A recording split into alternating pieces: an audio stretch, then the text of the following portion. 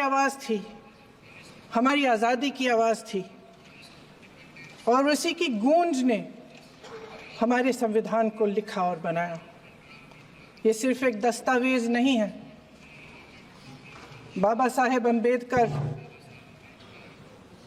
मौलाना आज़ाद जी, राजगोपालाचारी जी और जवाहरलाल नेहरू जी और उस समय के तमाम नेता, जैसे आपने कहा, इस संविधान को बनाने की जो कार्य में सालों के लिए जुटे रहे। हमारा संविधान इंसाफ, उम्मीद, अभिव्यक्ति और आकांक्षा की वो ज्योत है जो हर हिंदुस्तानी के दिल में जलती है। अध्यक्ष महोदय, इस ज्योत ने हर एक भारतीय को ये पहचानने की शक्ति दी कि उसे न्याय मिलने का अधिकार है, कि उसमें अपने अधिकारों के लिए आवाज़ उठाने की क्षमता है, कि जब वो आवाज़ उठाएगा तो सत्ता को उसके सामने झुकना पड़ेगा। इस संविधान ने हर एक देशवासी को ये अधिकार दिया कि वो सरकार बना भी सकता है और सरकार बदल भी सकता है। ये ज्योत जो हर हिंदुस्तानी के दिल में जलती है, उसने हर हिंदुस्तानी को ये विश्वास दिया कि देश की संपत्ति में, देश की दौलत में, संसाधनों में उसका भी हिस्सा है, कि उसे एक सुरक्षित भविष्य की उम्मीद का अधिकार है, कि देश बनाने में भी उसकी भागीदारी है। उम्मीद और आशा की ये ज्योत मैंने देश के कोने कोने में खुद देखी है। उन्नाव में मैं एक रेप पीड़िता के घर गई, उसे जलाकर मार डाला था। वो शायद 20-21 साल की होगी। हम सब के बच्चे हैं। हम सोच सकते हैं कि अगर हमारी बेटी के साथ बार बार बलात्कार हुआ और फिर जब वो अपनी लड़ाई लड़ने के लिए गई तो उसको जलाकर मार डाला गया होता तो हम पर क्या बीतती। मैं उस बच्ची के पिता से मिली। उसके खेत जलाए गए थे, उसके भाइयों को पीटा गया था, उसके पिता को बाहर से, घर के बाहर घसीट कर मारा गया था। उस पिता ने मुझे बताया कि बेटी, मुझे न्याय चाहिए। मेरी बेटी अपने एफआईआर को दर्ज करने के लिए जब जिले में गई तो उसको मना किया गया, अगले जिले में जाना पड़ा उसे। वो रोज सुबह 6 बजे उठकर तैयार होकर अकेली अपने मुकदमे को लड़ने के लिए अगले जिले में ट्रेन से जाती थी। उसके पिता ने मुझे कहा कि मैंने उससे कहा, बेटी अकेले मत जाओ, छोड़ दो ये लड़ाई। लेकिन उसकी बेटी ने उसको जवाब दिया कि नहीं पिताजी, मैं अकेली जाऊंगी, मैं लड़ूंगी, ये मेरी लड़ाई है, मैं इसको लड़ूंगी। ये लड़ने की क्षमता, ये हिम्मत उस लड़की को और करोड़ों भारत की नारियों को हमारे संविधान ने दी। आगरा में मैं अरुण वाल्मीकि के घर गई। अरुण वाल्मीकि पुलिस स्टेशन में काम करता था, सफाई का काम करता था। आप सोच सकते हैं हमारी तरह उसका भी परिवार था। नई नई शादी हुई थी, 2-3 महीनों का बच्चा था। पुलिस स्टेशन में चोरी हो गई। चोरी का इल्ज़ाम उस पर लगाया गया। उसके पूरे परिवार को उठाकर पुलिस स्टेशन में ले गए। आप हंस रहे हैं, लेकिन ये गंभीर बात है। और क्या गंभीर बात। शर्म करो, शर्म। अरुण वाल्मीकि को पीट पीट के मार डाला, उसकी बीवी को पीटा, उसके पिता के नाखून निकाले, उसके पूरे परिवार को पीटा गया। जब मैं उस जवान महिला से मिलने गई जो अभी अभी विधवा हुई थी, तो उसने मुझे कहा कि दीदी, हमें सिर्फ एक चीज़ चाहिए, हमें न्याय चाहिए और हम इस न्याय के लिए लड़ते रहेंगे, चाहे कुछ भी हो जाए। ये हिम्मत उस महिला को हमारे संविधान ने दी।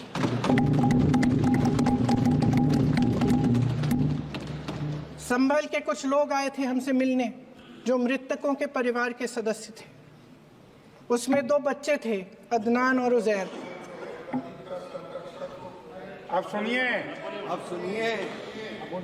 उसमें 2 बच्चे थे, अदनान और उजैर। एक बच्चा मेरे बच्चे की उम्र का है, दूसरा उससे छोटा 17 साल का है। दर्जी के बेटे थे। दर्जी का एक ही सपना था कि वो अपने बेटों को पढ़ाएगा लिखाएगा, एक बेटा डॉक्टर बनेगा, एक बेटा भी सफल होगा अपनी दूसरा बेटा भी अपने जीवन में सफल होगा। उनके पिताजी हर रोज उनको स्कूल छोड़ते थे। उस दिन भी स्कूल छोड़ने के बाद अपनी दुकान में चले गए। उन्हें पता नहीं था कि विवाद हो रहा है। उन्होंने भीड़ देखी, घर आने की कोशिश की तो पुलिस ने गोली से मार डाला। वो 17 साल का बच्चा अदनान मुझसे कहता है, वो 17 साल का बच्चा अदनान मुझसे कहता है कि मैं बड़ा होकर डॉक्टर बन के दिखाऊंगा, मैं अपने पिता का सपना साकार करूंगा। ये सपना, ये आशा उसके दिल में हमारे संविधान ने डाली। अध्यक्ष महोदय, हमारे देश के करोड़ों देशवासियों के संघर्ष में, अपने अधिकारों की पहचान में, इनकी कठिन से कठिन परिस्थितियों से लड़ने की अपार हिम्मत में और देश से न्याय की अपेक्षा में हमारे संविधान की ज्योत जल रही है। मैंने हमारे संविधान की ज्योत को जलते हुए देखा है और इसके साथ साथ ये भी समझा है कि हमारा संविधान एक सुरक्षा कवच है। एक ऐसा सुरक्षा कवच है जो देशवासियों को सुरक्षित रखता है, न्याय का कवच है, एकता का कवच है और अभिव्यक्ति की आज़ादी का कवच है। दुख की बात यह है कि मेरे सत्ता पक्ष के साथी जो बहुत बड़ी बड़ी बातें करते हैं, इन्होंने इन 10 सालों में यह सुरक्षा कवच, सत्ता पक्ष के मेरे साथियों ने ये सुरक्षा कवच तोड़ने का पूरा प्रयास किया है। संविधान में सामाजिक, आर्थिक और राजनीतिक न्याय का वादा है।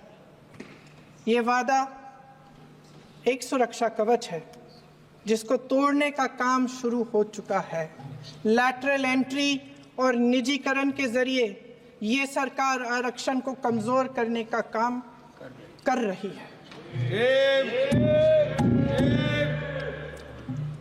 अगर लोकसभा में ये नतीजे नहीं आए होते तो ये संविधान बदलने का काम भी शुरू कर लेते। सच्चाई ये है अध्यक्ष महोदय कि आज संविधान बार बार इसलिए कह रहे हैं क्योंकि इस चुनाव में इनको पता चल गया कि इस देश की जनता ही इस संविधान को सुरक्षित रखेगी, कि इस चुनाव में हारते हारते जीतने से इन्हें एहसास हुआ कि ये संविधान बदलने की बात इस देश में नहीं चलेगी। आज जनता की मांग है कि जाति जनगणना हो। सत्ता पक्ष के मेरे साथी ने इसका जिक्र किया। ये जिक्र भी आज इसलिए हो रहा है क्योंकि चुनाव में ये नतीजे आए।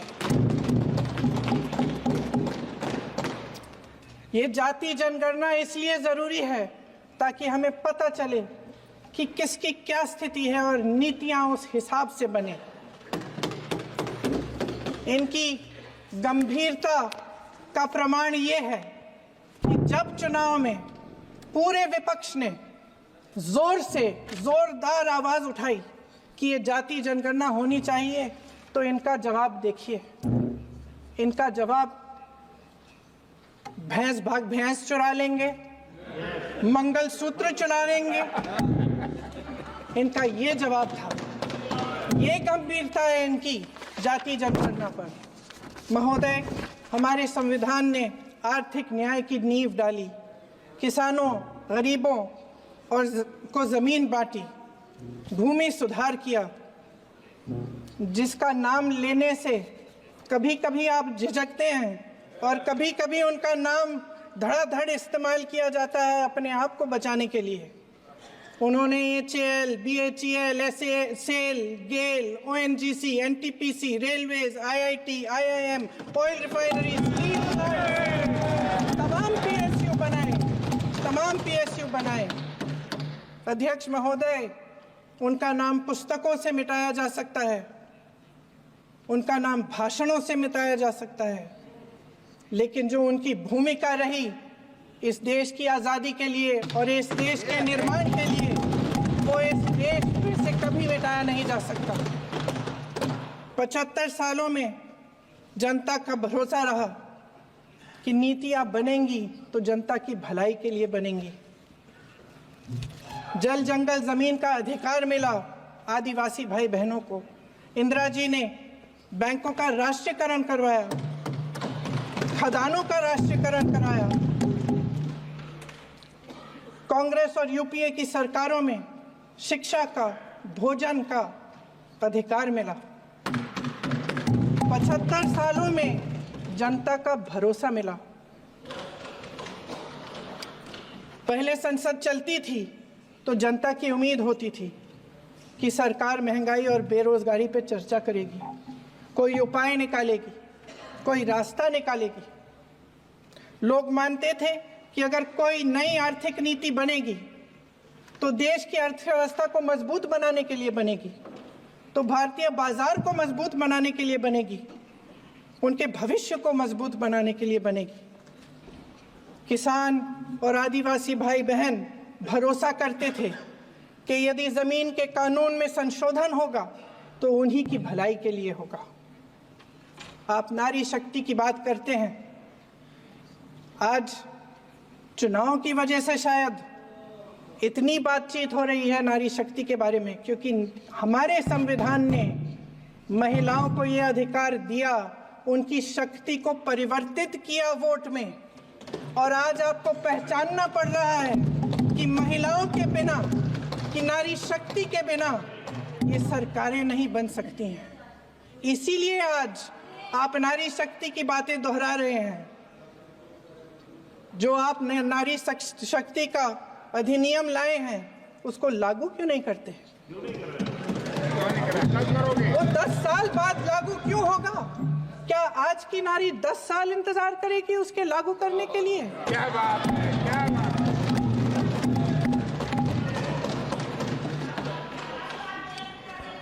आज संसद में बैठे हुए सत्ता पक्ष के मेरे साथी ज्यादा से ज्यादा अतीत की बातें करते हैं। 1921 में क्या हुआ, कब हुआ, नेहरू जी ने क्या किया।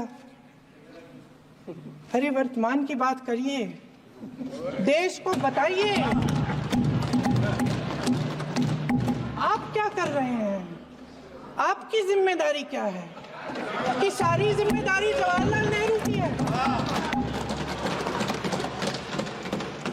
अध्यक्ष महोदय जी, ये सरकार आर्थिक न्याय का सुरक्षा कवच तोड़ रही है। आज संसद में बैठी ये सरकार बेरोजगारी और महंगाई से जूझ रही हमारी जनता को क्या राहत दे रही है। कृषि के कानून भी बड़े बड़े उद्योगपतियों के लिए बन रहे हैं। सही MSP को छोड़िए, DAP तक नहीं मिल रहा है।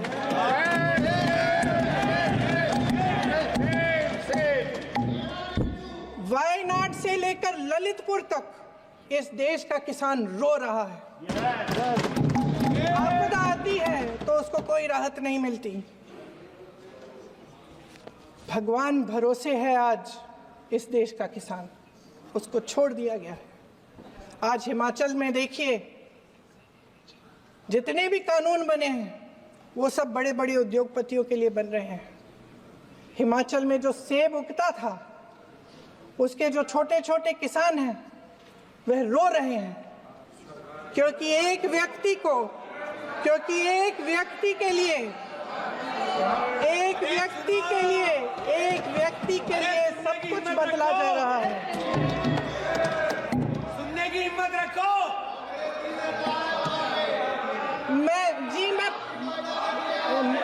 अध्यक्ष महोदय जी, अध्यक्ष महोदय जी, अध्यक्ष महोदय जी, अध्यक्ष महोदय जी, अडानी जी को सारे कोल्ड स्टोरेज प्रदेश की सरकार ने नहीं दिए। अडानी जी को सारे कोल्ड स्टोरेज आपकी सरकार ने दिए हैं। देश देख रहा है, देश देख रहा है कि एक व्यक्ति को बचाने के लिए 142 करोड़ देश की जनता को नकारा जा रहा है। सारे बिजनेस, सारे संसाधन, सारी दौलत, सारे मौके एक ही व्यक्ति को सौंपे जा रहे हैं। सारे बंदरगाह, एयरपोर्ट्स, सड़कें, रेलवे का काम, कारखाने, खदानें, सरकारी कंपनियां सिर्फ एक व्यक्ति को दी जा रही है। जनता के मन में हमेशा ये विश्वास होता था कि अगर कुछ नहीं है तो संविधान हमारी सुरक्षा करेगा, मगर आज आम लोगों के बीच ये धारणा बनती चली जा रही है कि सरकार सिर्फ अडानी जी के मुनाफे के लिए चल रही है। देश में बहुत तेजी से गैर बराबरी बढ़ रही है। जो गरीब है वो और गरीब हो रहा है, जो अमीर है वो और अमीर हो रहा है। इस सरकार ने आर्थिक न्याय की भी सुरक्षा कवच तोड़ दिया है। राजनीतिक न्याय की जब बात होती है, मेरे सत्ता पक्ष के साथी आज खड़े हुए और तमाम गिनती करने लग गए कि ऐसा हुआ वैसा हुआ, 1975 में जो हुआ, तो सीख लीजिए ना, आप भी सीख लीजिए। आप भी अपनी गलतियों के लिए माफी मांग लीजिए। आप भी बैलेट पे चुनाव कर लीजिए, आप भी बैलेट पे चुनाव कर लीजिए। दूध का दूध, पानी का पानी हो जाएगा। आप राजनीतिक न्याय की बात करते हैं, सरकारों को पैसों के बल पर गिरा देते हैं।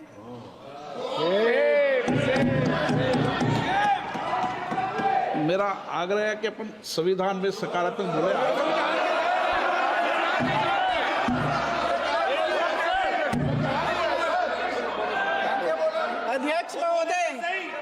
अध्यक्ष महोदय, सत्ता पक्ष के हमारे साथी ने एक उदाहरण दिया उत्तर प्रदेश की सरकार का, तो मैं भी एक उदाहरण दे देती हूँ महाराष्ट्र की सरकार का।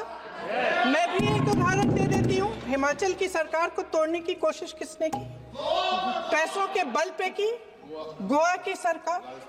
तमाम उदाहरण है। राजस्थान की क्या ये सरकारें जनता ने नहीं चुनी थी? क्या संविधान इन पर लागू नहीं था? पूरी देश की जनता जानती है कि इनका हंसती है, जानती है कि इनके यहाँ तो वॉशिंग मशीन है।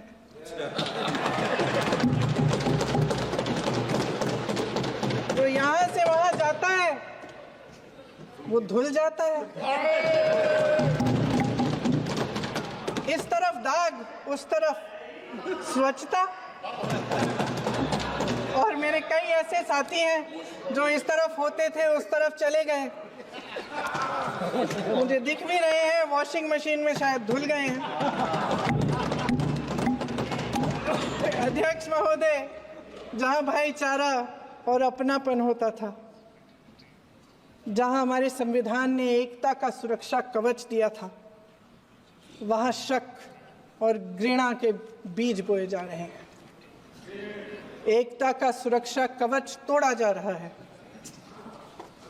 प्रधानमंत्री जी यहाँ सदन में संविधान की किताब को यूं माथे से लगाते हैं, लेकिन संभल में, हाथरस में, मणिपुर में जब न्याय की गुहार आती है, उठती है, तो उनके माथे पे शिकन तक नहीं आता।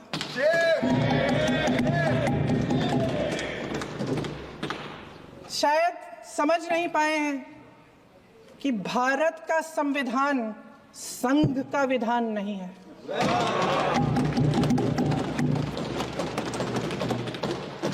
भारत के संविधान ने हमें एकता दी, हमें आपसी प्रेम दिया। उस मोहब्बत की दुकान जिस पर आपको हंसी आती है, उसके साथ करोड़ों देशवासी चले। करोड़ों देशवासियों के दिल में एक दूसरे के लिए प्रेम है, घृणा नहीं है।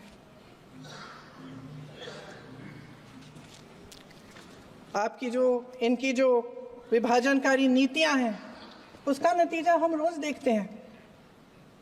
राजनीतिक फायदे के लिए संविधान को छोड़िए, देश की एकता को भी ये रख नहीं सकते, इसकी सुरक्षा नहीं कर सकते। हमने संभल में देखा, मणिपुर में देखा। दरअसल इनका कहना है कि अलग अलग इस देश के अलग अलग हिस्से हैं, कैमरा लेकिन हमारा संविधान कहता है कि ये देश एक है और ये देश एक रहेगा। जहां खुला विवाद होता था, अभिव्यक्ति का सुरक्षा कवच होता था, इन्होंने भय का माहौल पैदा किया है। सत्ता पक्ष के मेरे साथी अक्सर 75 सालों की बात करते हैं, लेकिन इन 75 सालों में ये उम्मीद, आशा, ये अभिव्यक्ति की ज्योति कभी थमी नहीं, कभी बुझी नहीं। इस देश की जनता ने खुलकर आलोचना की, निडर होकर धरने किए, प्रदर्शन किए। जब जब जनता नाराज हुई, तब तब सत्ता को ललकारा, उसे चेतावनी दी, बड़े से बड़े नेताओं को कटघरे में खड़ा किया, उनसे जवाब मांगा, न्याय मांगा। इस देश के छोटे छोटे से नुक्कड़ की दुकानों में, चाय की दुकानों में, इस देश के घरों में, गलियों में, मोहल्लों में, अखबारों में, प्रकाशन घरों में, न्यायपालिकाओं में चर्चा कभी बंद नहीं हुई। लेकिन आज ये माहौल नहीं है। आज जनता को सच बोलने से डराया जाता है, धमकाया जाता है। पत्रकार हो या विपक्ष का नेता हो या किसी यूनिवर्सिटी का प्रोफेसर हो, छात्र संघ हो या कर्मचारियों का संगठन हो, सबका मुंह बंद कराया जाता है। किसी पे ईडी, किसी पे सीबीआई, किसी पे इनकम टैक्स, फर्जी मुकदमे लगवाए जाते हैं, जेल में डाल दिया जाता है। विपक्षी नेताओं को जेल में डाल दिया जाता है, उनको सताया जाता है। किसी को नहीं छोड़ा इस सरकार ने। देशद्रोही कह के उत्तर प्रदेश में मुझे याद है कुछ अध्यापिकाएं प्रदर्शन कर रही थी, उन पर मुकदमा डाल दिया देशद्रोही का, उन्हें देशद्रोही कह दिया। इन्होंने देश का पूरा माहौल भय से भर दिया है। इनकी मीडिया की मशीन झूठ फैलाती है, तरह तरह के आरोप लगाती है, और शायद वह भी भय में ही है। महोदय, मैं इस सदन को याद दिलाना चाहती हूं कि ऐसा डर का माहौल देश में अंग्रेजों के राज में था। जब इस तरफ बैठे हुए गांधी की विचारधारा वाले लोग आजादी की लड़ाई लड़ रहे थे और उस तरफ वाली विचारधारा वाले लोग भय में रहकर अंग्रेजों के साथ साठ-गांठ कर रहे थे। लेकिन अध्यक्ष महोदय, भय का भी अपना स्वभाव होता है। भय फैलाने वाले हमेशा भय का खुद शिकार बन जाते हैं। ये प्रकृति का नियम है। आज इनकी भी यही हालत हो गई है। भय फैलाने के इतने आदी हो गए हैं कि खुद भय में रहने वाले हैं। चर्चा से डरते हैं, आलोचना से घबराते हैं। कई दिनों से हम मांग रहे हैं कि चर्चा करिए, लेकिन चर्चा करने की हिम्मत ही नहीं है।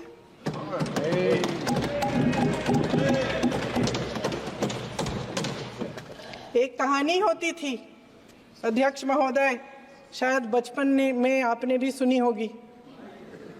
राजा भेष बदलकर बाजार में आलोचना सुनने जाता था।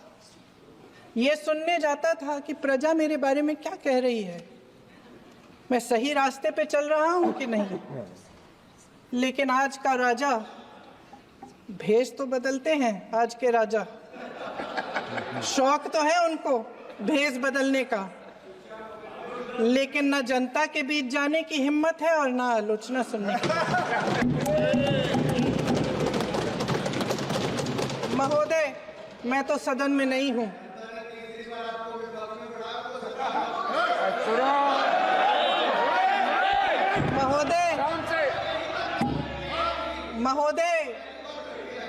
महोदय, जनता में बहुत विवेक है, ये सही है।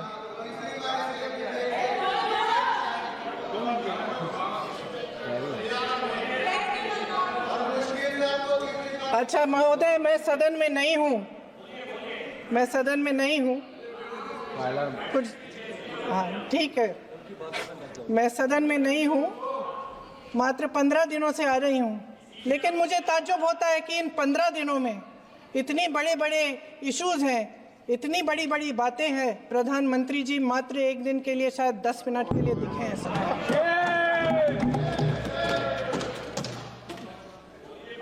बात यह है अध्यक्ष महोदय जी कि ये देश भय से नहीं, साहस और संघर्ष से बना है। इसको बनाने वाले देश के किसान, जवान, देश के करोड़ों मजदूर और गरीब जनता है। संविधान इनको साहस देता है। मेहनती मिडिल क्लास है और इस देश के जो करोड़ों देशवासी हैं, जो रोजाना भयंकर परिस्थितियों का सामना करते हैं, उनको साहस देता है। वायनाड में जो आपदा आई, उसमें एक छोटा लड़का था 17 साल का। 6 घंटों के लिए उसने अपनी माँ को बचाने की कोशिश की। 6 घंटों के लिए आप सोच सकते हैं कि अगर नदी की धारा बह रही है, नाराज है, आप अपनी माँ को पकड़े हो, 6 घंटों के लिए पकड़े रखते हो कि मेरी माँ बच जाएगी और अंत में वो माँ भी बह जाती है। उस लड़के का साहस, उन महिलाओं का साहस जो पीड़ित हैं लेकिन फिर भी अपनी लड़ाई लड़ रहे हैं, उन संभल के बच्चों का साहस जिनके पिताजी अभी गुजर गए लेकिन फिर भी उनके सपनों को साकार करने की हिम्मत है, उनका साहस है, वो साहस से संविधान ने दिया है।